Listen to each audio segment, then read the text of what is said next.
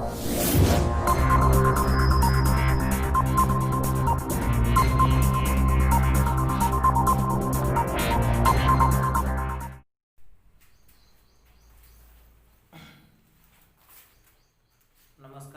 मी Maruti Jadhav. Dalvi digital अकॅडमीमध्ये हार्दिक स्वागत आहे. आपण 10वीचं इंग्लिश ग्रामर इंग्लिशचा जो टॉपिक आहे टेन्स हा टॉपिक आपण पाहत आहोत. आणि या टेन्सचे जो पहिले 3 प्रकार जे आहेत, प्रेझेंट टेन्स, पास्ट टेन्स आणि फ्युचर टेन्स, त्यापैकी आपण प्रेझेंट टेन्स हा पाहिलेला अभ्यासलेला आहे. तर आज आपण टेन्सचा जो दुसरा टॉपिक आहे, म्हणजे दुसरा प्रकार पास्ट टेन्स, आपण त्याबद्दल आज माहिती घेणार आहोत. पास्ट टेन्स म्हणजे भूतकाळ. पास्ट टेन्स म्हणजे भूतकाळ. या अगोदरच्या लेक्चरमध्ये आपण पाहिलेलंच आहे की ज्या क्रिया घडलेल्या असतात, ज्या क्रिया घडून गेलेल्या असतात, अशा क्रियेचा काळ म्हणजे भूतकाळ. जसं की ही रोट लेटर, त्याने पत्र लिहिण्याची क्रिया पूर्ण झाली, घडलेली आहे, त्यामुळं त्या क्रियेचा काळ भूतकाळ मानता येईल. आणि या पास्ट टेन्सचे सुद्धा 4 उपप्रकार आहेत. 4 उपप्रकार कोणते पाहूयात. 4 उपप्रकार. पहिला उपप्रकार आहे simple past tense. Simple past टेन्सला मराठीमध्ये साधा भूतकाळ असे म्हणतात. सिंपल पास्ट टेन्सला मराठीत साधा भूतकाळ म्हणतात. दुसरा प्रकार आहे पास्ट टेन्सचा पास्ट कंटिन्यूअस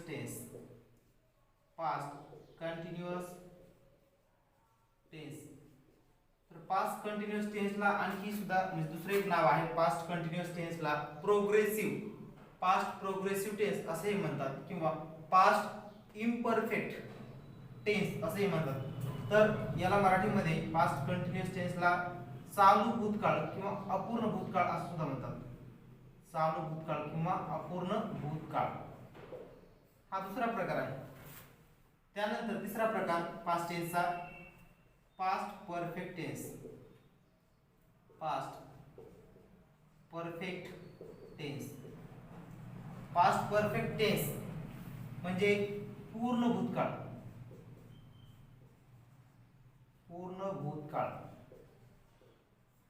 आणि चौथा प्रकार पास्ट टेन्सचा तो म्हणजे पास्ट परफेक्ट कंटिन्यूअस टेन्स. याला मराठीमध्ये चालू पूर्ण भूतकाळ असं म्हणतात. तर या पास्ट टेन्स मध्ये आपण या 4ही प्रकारांचा अभ्यास करणार आहोत. तर मग चला पाहूयात. यातला पहिला जो उपप्रकार आहे simple past tense. Simple past टेन्सची माहिती घेऊयात. तर मग सिंपल पास्ट टेन्स म्हणजे काय. तर सिंपल पास्ट टेन्स म्हणजे काय बघा. भूतकाळात सिंपल पास्ट टेन्स म्हणजे लिहून घ्या. भूतकाळात एका विशिष्ट क्षणी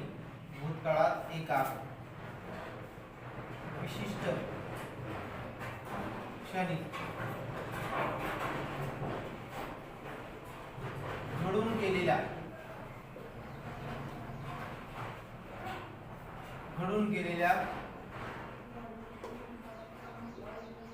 क्रियेचा काळ म्हणजे साधा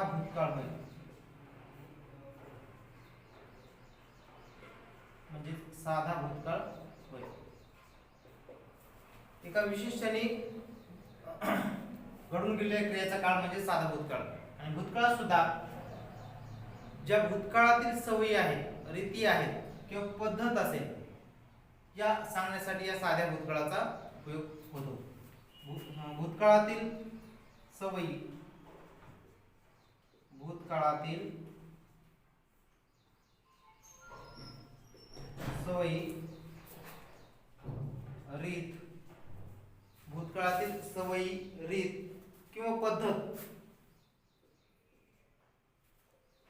भूतकाळातील सवयी, रीत किंवा पद्धत सांगण्यासाठी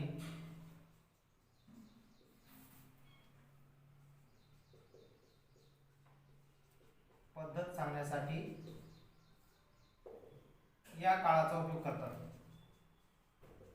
या काळाचा उपयोग करतात.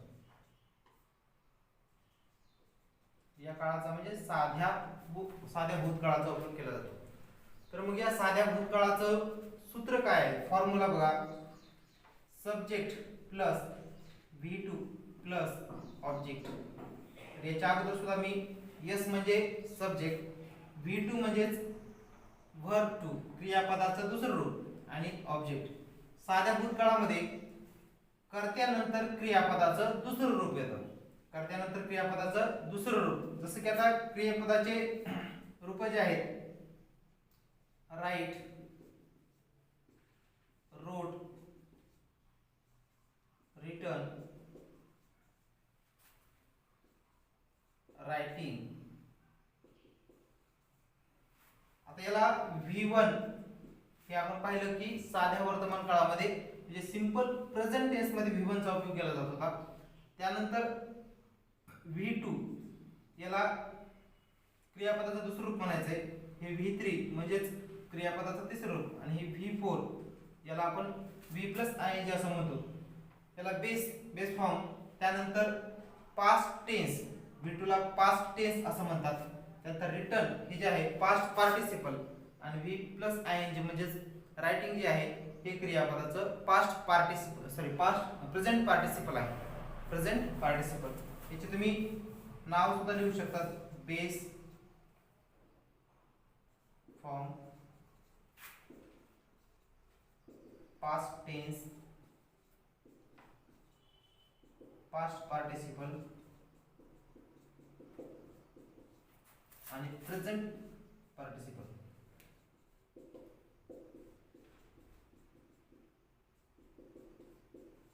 तर अशा प्रकारे हे क्रियापदाचे जे प्रकार आहेत ते तुम्हाला माहिती असणं गरजेचे आहे. नेमकं कोणत्या क्रियापदाच्या V1 ला काय म्हणतात, V2 ला काय म्हणतात, V3 ला काय म्हणतात आणि V4 ला सुद्धा काय म्हणतात. तर आपल्याला या सूत्राचा उपयोग करून काही एक्झाम्पल पाहायचे. आता साध्या वर्तमान काळामध्ये सूत्र आपण पाहिलं, ह्याचं सूत्र काय आहे, S plus V2 plus O. तर याच नुसार आता एक्झाम्पल पहा, S plus V2 plus O.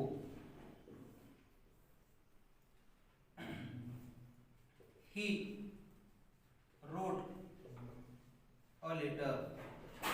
He wrote a letter. या वाक्यामध्ये याचा वाक्याचा अर्थ आहे पहा, मी पत्र लिहिले, मी पत्र लिहिले, मी पत्र लिहिले. She ate an apple. She ate an apple. तिने सफरचंद खाल्ला, तिने सफरचंद खाल्ला.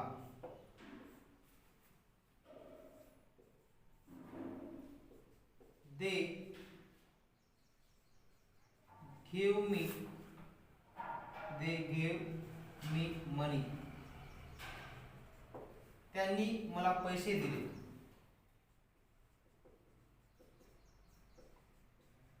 मला पैसे दिले.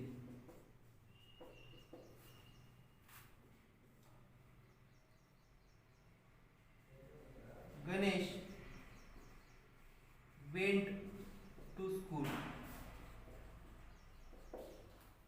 गणेश शाळेत गेला, शाळेमध्ये गेला. तर आता या वाक्याचं निरीक्षण करा. He wrote a letter. या वाक्यामध्ये सब्जेक्ट काय आहे, तर ही हा सब्जेक्ट आहे. ही म्हणजे सब्जेक्ट म्हणजे वाक्याचा कर्ता. कर्ता आता बऱ्याच जण करता म्हणजे नेमकं काय हे सुद्धा माहित नसतं. करता याला आपण सब्जेक्ट म्हणतो. तर वाक्यात जो क्रिया करतो, वाक्यात जो करता म्हणजे काय लक्षात ठेवा, वाक्यात जो क्रिया करतो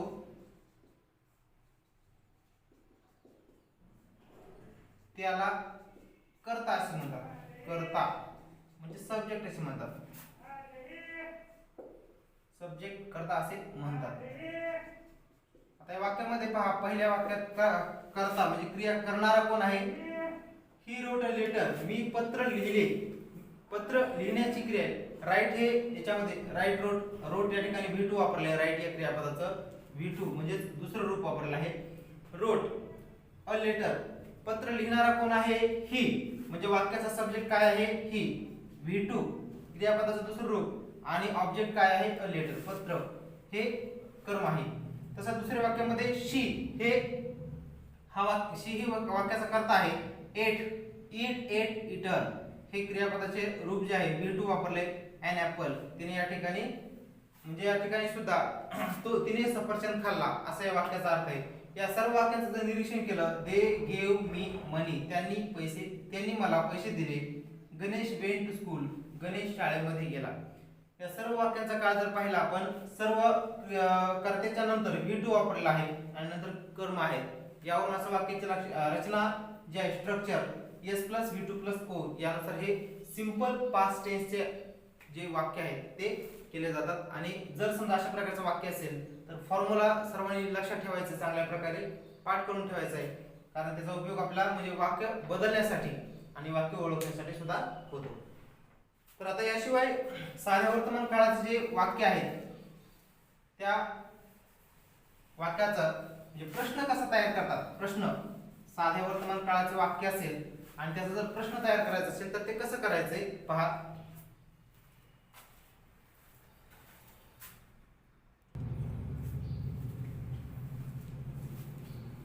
लक्षात ठेवा, साध्या वर्तमान काळाच्या वाक्याचा प्रश्न तयार करत असताना काय करायचे. साध्या वर्तमान काळातील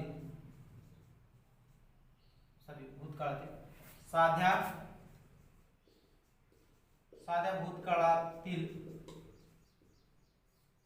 वाक्याचा प्रश्न तयार करायचा असेल, प्रश्न तयार करायचा असेल तर वाक्याच्या सुरुवातीस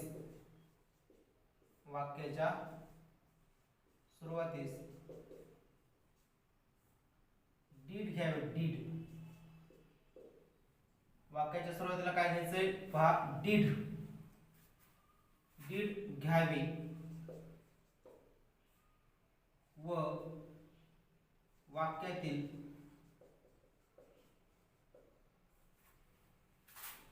मुख्य क्रियापद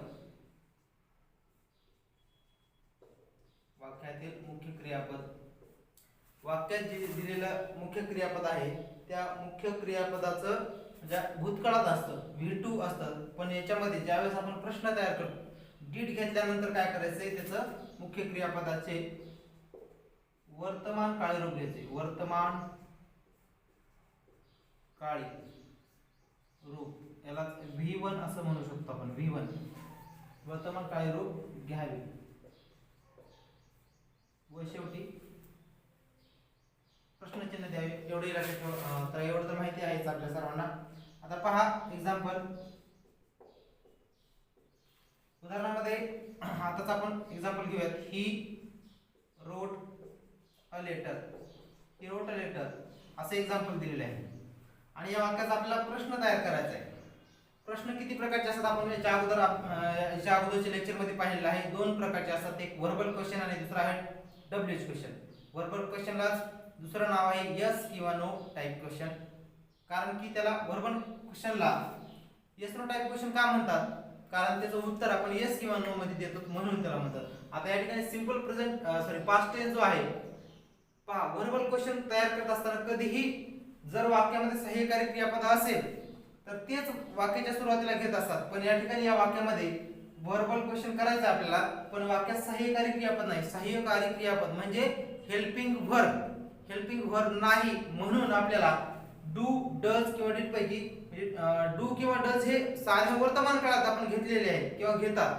तर साधा भूतकाळ जर असेल, साध्या भूतकाळामध्ये क्रियापद नसतं सहाय्यकारी क्रियापद, म्हणून डीड हे सहाय्यकारी क्रियापद वाक्याच्या सुरुवातीला घ्यायचं असतं. आणि म्हणून या ठिकाणी घेऊयात डीड, आणि घेत असताना वाक्याच्या सुरुवातीला पहिला शब्द कॅपिटल लेटर लिहायचा आहे.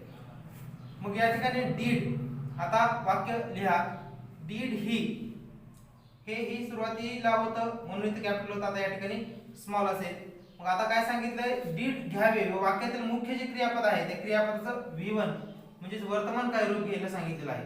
आता पहा, राईट रोट रिटर्न, रोट या ठिकाणी भूतकाळी रूप आहे. या रोटचं आता कारण की प्रश्न तयार करायचा आपल्याला आणि प्रश्न करायचा आहे, म्हणून या रोटचं V1 घ्यायचं आपल्याला. V1 कधी पण प्रश्न तयार करत असताना का V1 घ्यायचंय ते सुद्धा सांगतो तुम्हाला. कारण की आपण याचा भूतकाळ म्हणजे काळ बदलायचा नाही, फक्त वाक्याची रचना बदलायची आहे. मग भूतकाळाचा आहे सेंटेन्स सुद्धा, कारण की इथं आपण जरी समजा राईट घेतलं असलं तरी या ठिकाणी डीड घेतलेला आहे, त्यामुळे सेंटेन्सचा जो टेन्स आहे हा सिंपल पास्ट टेन्सच आहे. Did he write a letter, आणि वाक्याच्या शेवटी क्वेश्चन मार्क द्यायचा आहे. पहा, समजलं सर्वांना? डीड ही राईट लेटर, तिने पत्र लिहिलं होतं का? Yes, he did. म्हणजे जर पॉझिटिव्ह द्यायचं असेल होकारार्थी, त्याचा आन्सर तुम्ही यस ही डीड असं लिहू शकतात, किंवा नो ही डिडंट असं पण तुम्ही त्याचा आन्सर देऊ शकतात येस नो टाइप मध्ये. त्यानंतर आता पुढचं सेंटेन्स पाहूयात. शी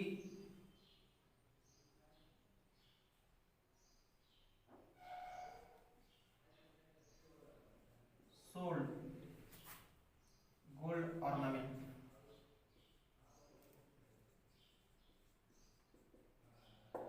आता हे सेंटेन्स दिलेलं आहे तुम्हाला, याचं या प्रश्नात म्हणजे या सेंटेन्सचा क्वेश्चन करा.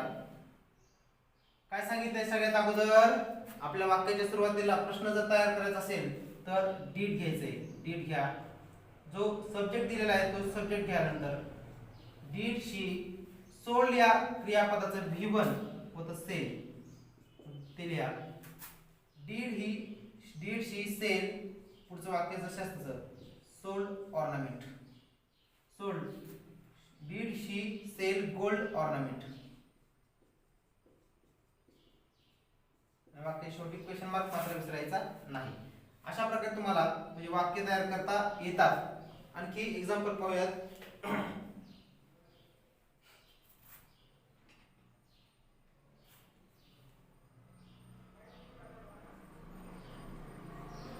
Sachin through a ball. आता हे सेंटेन्स दिलेलं आहे, तर याचा तुम्हाला क्वेश्चन करायचा आहे. डीड सचिन थ्रूचा V1 होईल throw a ball. Did Sachin throw a ball. अशा पद्धतीनं तुम्हाला साध्या वर्तमान काळामध्ये कोणतंही जर सेंटेन्स दिला असेल त्या साध्या वर्तमान काळात, तर त्याचा जर प्रश्न तयार करायचा असेल तर त्या ठिकाणी प्रश्नाची सुरुवात ही डीडने करायची आणि क्रियापदाचं V1 घ्यायचं आहे. त्यानंतर आता पहा, याच साध्या भूतकाळाचं जर वाक्य असेल आणि तुम्हाला जर निगेटिव्ह करायला सांगितले, तर अशा वेळेस काय करायचं? निगेटिव्ह जर करायला सांगितलं तर ते सुद्धा आपण पाहूयात. साध्या भूतकाळातील वाक्य असेल आणि जर तुम्हाला नकारदर्शक वाक्य करायचं आहे तर काय करायचं बघा. साध्या भूतकाळातील, ते सुद्धा लिहून घ्या त्याचा नियम. साध्या भूतकाळातील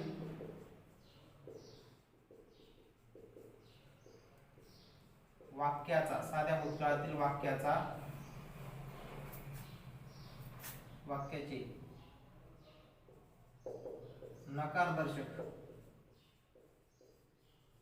नकारदर्शक वाक्य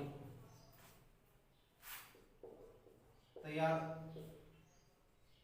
करताना दीड घ्यावी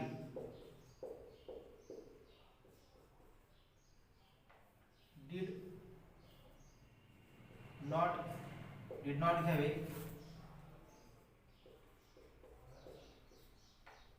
आणि नंतर या ठिकाणी डिड नॉट असेही चालतं आणि डिडंट असेही चालतं. डिडंट हे त्या डिड नॉटचं संक्षिप्त रूप आहे, शॉर्ट फॉर्म आहे. डिड घ्यावे आणि नंतर क्रियापदाचे जे मुख्य क्रियापद आहे, क्रियापदाचे वर्तमानकाळी रूप, वर्तमानकाळी म्हणजे V1 वर्तमानकाळी रूप घ्यावे. आता पहा, जर एक्झाम्पल तुम्हाला दिलं असेल, एक्झाम्पल दिलेलं आहे ही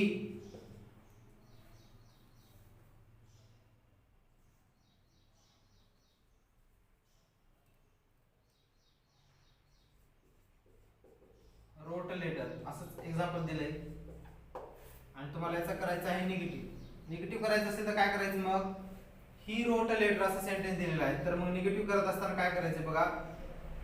या ठिकाणी हे सिंपल पास्ट टेन्स सेंटेन्स आहे, सिंपल पास्ट टेन्स वाक्य आहे आणि दिलेल्या वाक्यामध्ये रोट हे क्रियापद आहे.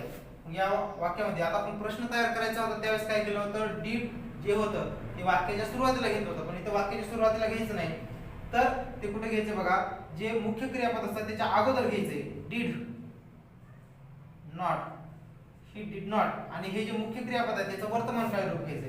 ही did not write a letter, he did not write a letter, he did not write a letter असं सेंटेन्स तुम्हाला करावं लागेल, किंवा डिड नॉट च्या डिडंट असं पण चालेल. त्यानंतर पुढचा सेंटेन्स घ्या, they played cricket, they played cricket असं सेंटेन्स दिलेलं आहे. या वाक्याचं काय होईल आता, निगेटिव्ह सेंटेन्स बघा, दे डिडंट, डिडंट पण योग्य आहे, डिड नॉट सुद्धा योग्य आहे. डिडंट. आता या ठिकाणी प्लेड जे आहे त्याचं प्ले होईल, फक्त V1 होईल, play a cricket, play a cricket. त्यानंतर Lata sang a song, Lata sang a song असं सेंटेन्स दिलेलं आहे, तर त्याचा होईल Lata didn't sing a song, sing a song. तर अशा पद्धतीनं जर साध्या भूतकाळातील वाक्य दिलं असेल आणि त्याचं जर तुम्हाला निगेटिव्ह सेंटेन्स करायचं म्हणजे नकारदर्शक वाक्य, नकारदर्शक म्हणजे काय, तर निगेटिव्ह सेंटेन्स जर तुम्हाला सांगितलं तर त्या वाक्य त्या मुख्य क्रियापदाच्या अगोदर डिडंट किंवा डिड नॉट असं घ्यायचे आणि त्यानंतर क्रियापदाचं वर्तमानकाळी रूप V1 घ्यायचं आणि वाक्याचं तुम्हाला नकारदर्शक वाक्य करायचं आहे. तर अशा पद्धतीनं हा साधा भूतकाळ जो होता, साध्या भूतकाळातील वाक्य जर तुम्हाला म्हणजे याच्यावर काही जरी प्रश्न विचारला तर तो तुम्हाला आता हा जर तुम्ही व्हिडिओ पाहिला तर तुम्हाला चांगल्या प्रकारे समजेल. त्यानंतर बघूयात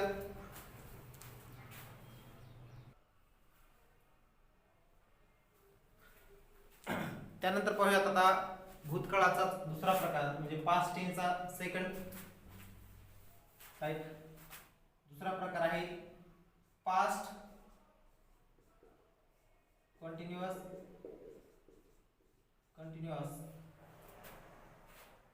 टेन्स.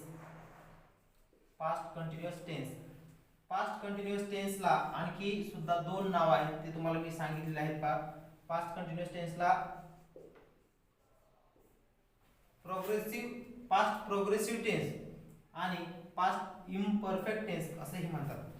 मग यालाच मराठीमध्ये चालू किंवा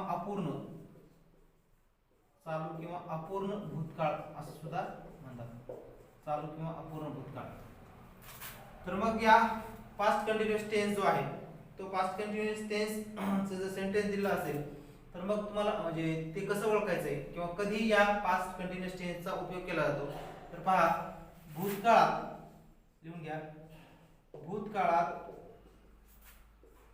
एखादी क्रिया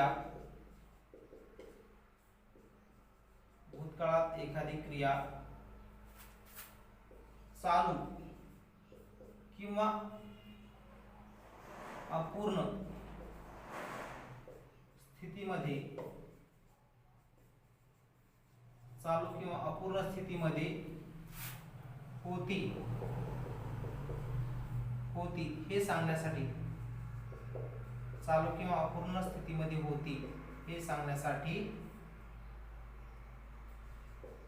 चालू किंवा अपूर्ण भूतकाळाचा उपयोग करतात.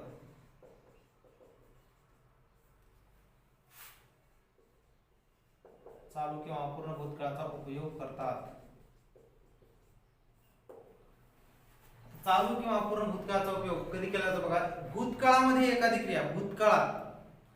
क्रिया चालू किंवा अपूर्ण होती हे सांगण्यासाठी. आता पहा, समजा तुम्ही एखादं एक्झाम्पल सांगू शकता. मी काल क्रिकेट खेळत होतो. कधी क्रिकेट खेळतो? काल खेळत होतो. भूतकाळामधली क्रिया आहे आणि ती त्यावेळेस चालू होती किंवा अपूर्ण होती, ती पूर्ण झालेली नव्हती हे सांगण्यासाठी आपल्याला या पास्ट कंटिन्युअस टेन्सचा उपयोग केला जातो. आता याचा फॉर्म्युला काय आहे पाहूयात. सब्जेक्ट प्लस वॉज किंवा वेअर हे टू बी चे भूतकाळी रूप आहेत. वॉज किंवा were plus V1 plus ing plus object. Subject plus was किंवा were plus V1 plus object हे याचा फॉर्म्युला आहे. तर मग या फॉर्म्युल्यानुसार एक्झाम्पल पाहूयात.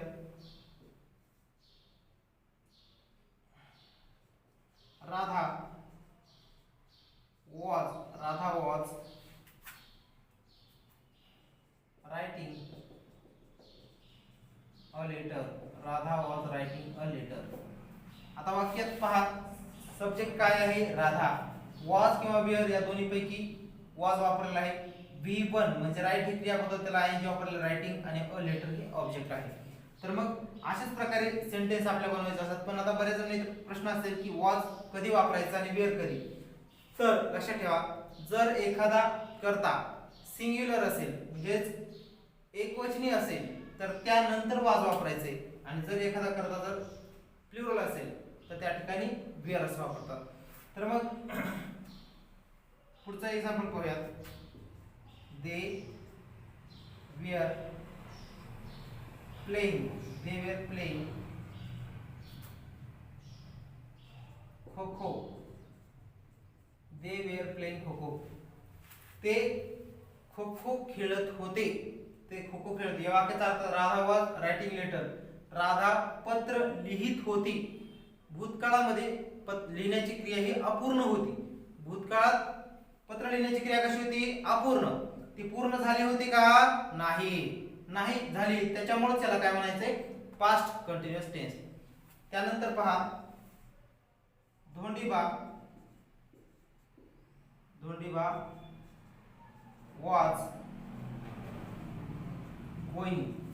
was going to school.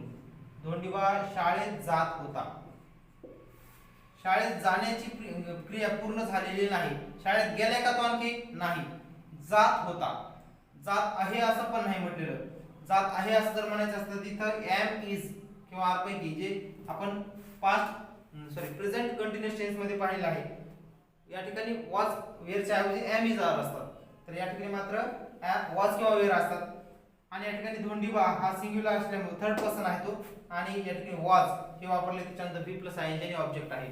तर अशा पद्धतीने हा पास्ट टेन्सचा जो दुसरा प्रकार आहे, पास्ट कंटिन्युअस टेन्स, चालू किंवा अपूर्ण भूतकाळ, याचा उपयोग एखादी क्रिया भूतकाळात अपूर्ण किंवा चालू होती हे सांगण्यासाठी केला जातो. आणि त्यानुसार हा फॉर्म्युला जो दिलेला आहे त्या फॉर्म्युल्यानुसार हे सेंटेन्स होतात. तर आता या सेंटेन्स जर निगेटिव्ह करायचं असेल किंवा क्वेश्चन करायचं असेल तर तो सुद्धा कसा करतात तर पाहूयात बघा.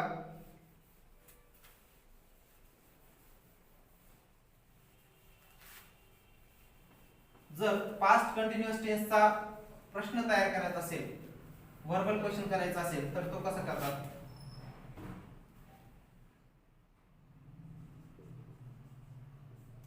चालू भूतकाळातील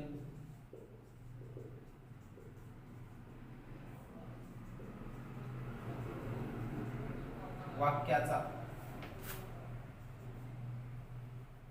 व्हर्बल क्वेश्चन करायचं असेल,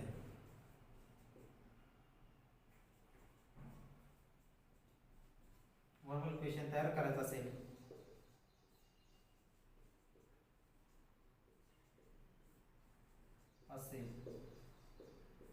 तर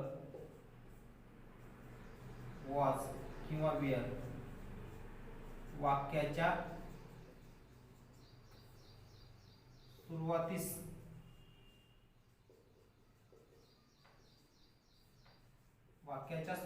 घ्यावी.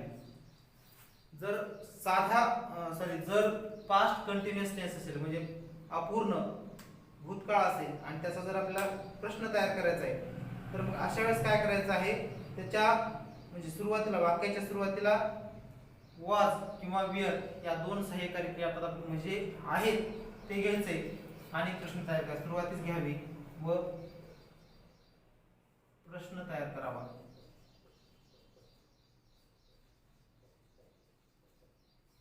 आता एक्झाम्पल बघा, पास्ट कंटिन्युअस टेन्स याचं एक्झाम्पल आहे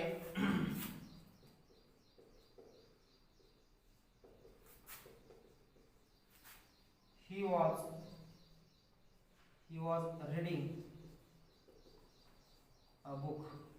he was reading a book असं सेंटेन्स आहे आणि या वाक्याचा आपल्याला क्वेश्चन तयार करायचा आहे, प्रश्न तयार करायचा आहे. कोणता प्रश्न? Verbal question. तर पहा, वाक्याच्या सुरुवातीला काय घ्यायला सांगितलेलं आहे आपल्याला? वॉज घ्या. वाक्याच्या सुरुवातीला वॉज घ्या, सुरुवातीला वॉज. त्यानंतर ही हा subject he, was he reading. पुढचं वाक्य जसं तसं घ्यायचंय. Was he reading book, was he reading book. आता या ठिकाणी पहा, पहिलं सेंटेन्स आपलं काय सांगितलं? विधानार्थी वाक्य आहे, वरचं होकारार्थी आहे आणि नंतरचं खालचं वाक्य जे आहे हे प्रश्नार्थक वाक्य आहे आणि हे सुद्धा प्रश्नार्थक आहे पण होकारार्थी आहे कारण याच्यामध्ये नकार दर्शविलेला नाही. नकारार्थी वाक्य म्हणजे काय? ज्या वाक्यात नॉट, नेव्हर, नो म्हणजे नकार दर्शक जे शब्द असतात ते वापरलेले असतात. ही वॉज रीडिंग अ बुक, तो पुस्तक वाचत आहे असं वाक्य आहे. आणि हाच प्रश्न कसा झालेला आहे? वॉज ही रीडिंग बुक, तो पुस्तक वाचत आहे का? तो पुस्तक वाचत आहे का? म्हणजेच प्रश्न विचारलाय, वाचत आहे का? वाचत जर असेल तर आपल्याला त्याचं उत्तर काय द्यावं लागेल? Yes he was reading book. Yes he was reading book. आणि वाचत नसेल तर no he was not. He was not reading book किंवा he was not short form मध्ये देऊ शकता तुम्ही उत्तर. अशा पद्धतीनं प्रश्न आपण तयार करू शकतो. त्यानंतर पुढचं सेंटेन्स पहा, शी was dancing in the rain. She was dancing in the rain. आता हे सेंटेन्स दिलेलं आहे तुम्हाला. She was dancing in the rain, ती पावसात नाचत होती. ती कुठे नाचत होती? पावसात. मग या वाक्याचं काय होईल बघा आता. पावसात नाचत होती, तिचं वॉज घ्या सुरुवातीला वाक्याच्या. Was she dancing in the rain. Was she dancing in the rain वाक्याच्या शेवटी क्वेश्चन मार्क. तर अशा पद्धतीनं म्हणजे तुम्ही वाक्याच्या सुरुवातीला प्रश्न जर विचारायचा असेल सहाय्यकारी क्रियापद घेऊन नंतर वाक्य करू शकतात. त्यानंतर पहा,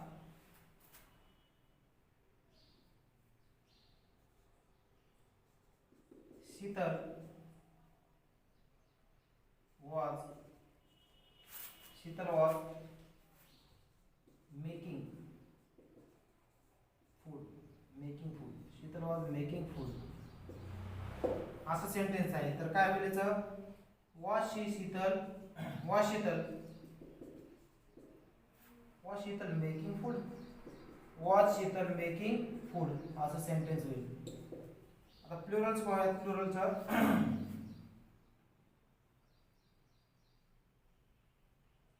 birds were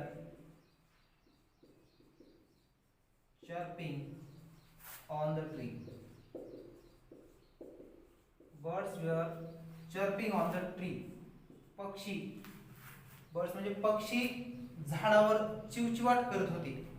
चिवचिवाट करणे म्हणजेच आवाज करत होते. तर मग आता हा क्वेश्चन कसा होईल? Were birds chirping, were birds chirping on the tree. अशा पद्धतीने तुम्ही या कंटिन्युअस पास्ट कंटिन्युअस टेन्सचा तुम्ही प्रश्न तयार करू शकता.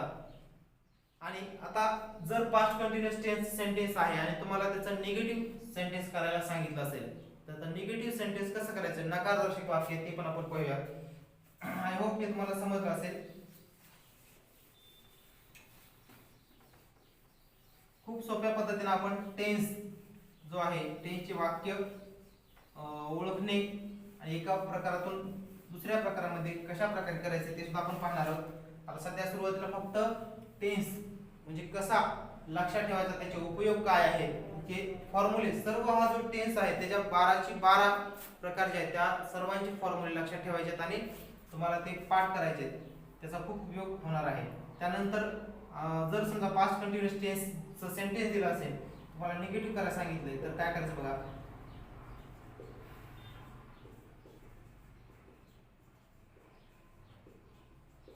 चालू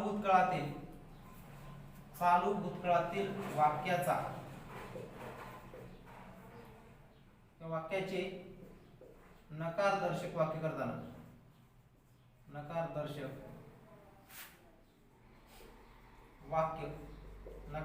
वाक्य तयार करताना वॉज किंवा वेअर नंतर नॉट घ्यावे व ते वाक्य नकारदर्शक करावे. नॉट घ्यावे व ते वाक्य नकारदर्शक करावे.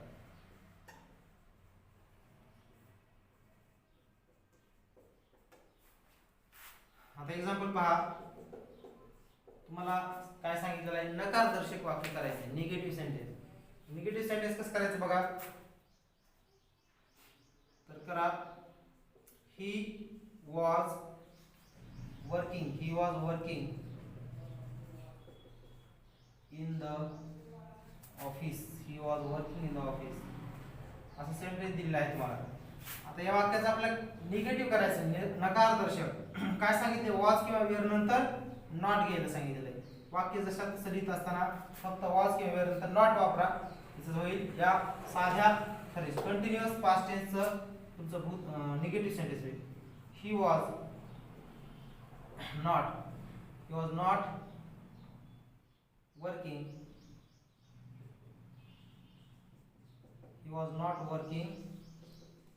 in the office. He was not working in the office. Second sentence, she was singing a song.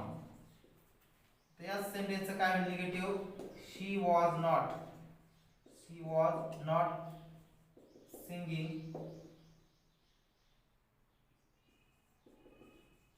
a song. त्यानंतर तिसरं वाक्य होईल, they were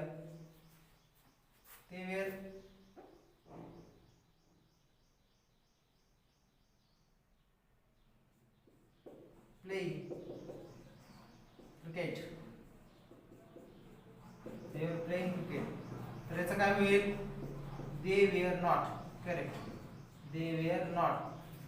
playing क्रिकेट. म्हणजे अशा पद्धतीने हा सोप्या पद्धतीनं आपण टेन्स जो आहे म्हणजे तो पाहत आहोत. टेन्सचे उपप्रकार सर्व पाहत आहोत. पास्ट कंटिन्युअस टेन्सचा जे प्रश्न कशा प्रकारे होतात, त्यानंतर निगेटिव्ह सेंटेन्स कसं होतं, त्याचं स्ट्रक्चर काय आहे हे आपण पाहिलेलं आहे.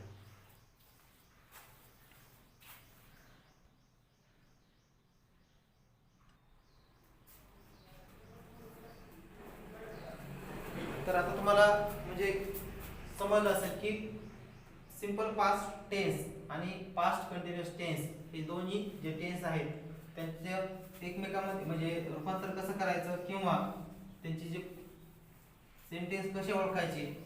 तर आता काय करणार आहोत आपण, मी तुम्हाला काही सेंटेन्स देणार आहे. तर त्या सेंटेन्सचं तुम्ही क्वेश्चन पण करायचं आहे आणि त्याच ह्याचं तुम्ही निगेटिव्ह सुद्धा सेंटेन्स करायचे. मग करा, तुम्हाला हा होमवर्क आहे HW. काय काय करायचं आहे, क्वेश्चन पण करायचं आणि निगेटिव्ह सुद्धा करायचं आहे. लिहा, grandmother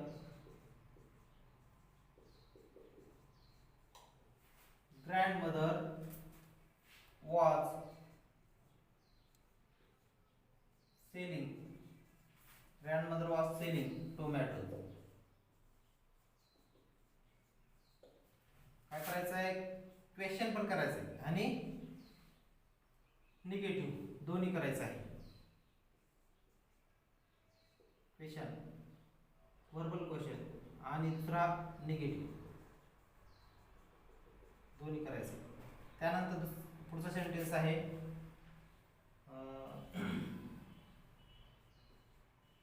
Ram was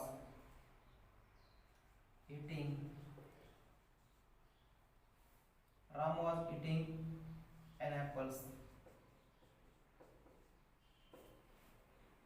त्यापुढं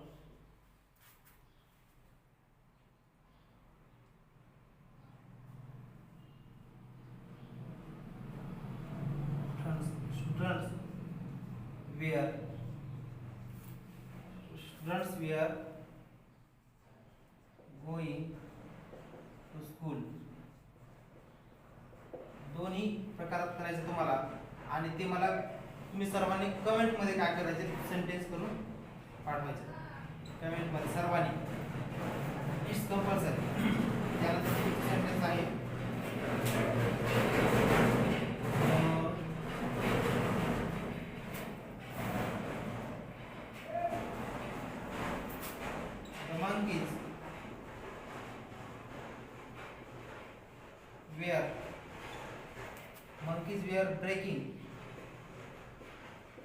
monkeys were breaking the branches. Monkeys were breaking the branches. माकडे झाडाच्या फांद्या तोडत होती. माकडे झाडाच्या फांद्या तोडत होती.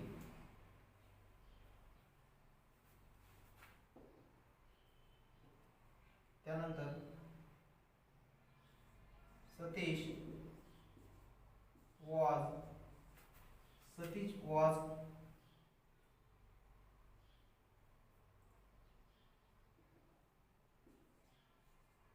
washing a dog.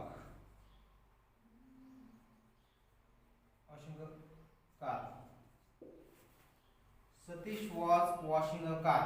तर अशा पद्धतीने या पाचही वाक्यांचं मला तुम्ही सेंटेन्स, क्वेश्चन आणि निगेटिव्ह असं दोन्ही करायचं आहे. तर या ठिकाणी थांबूयात. धन्यवाद.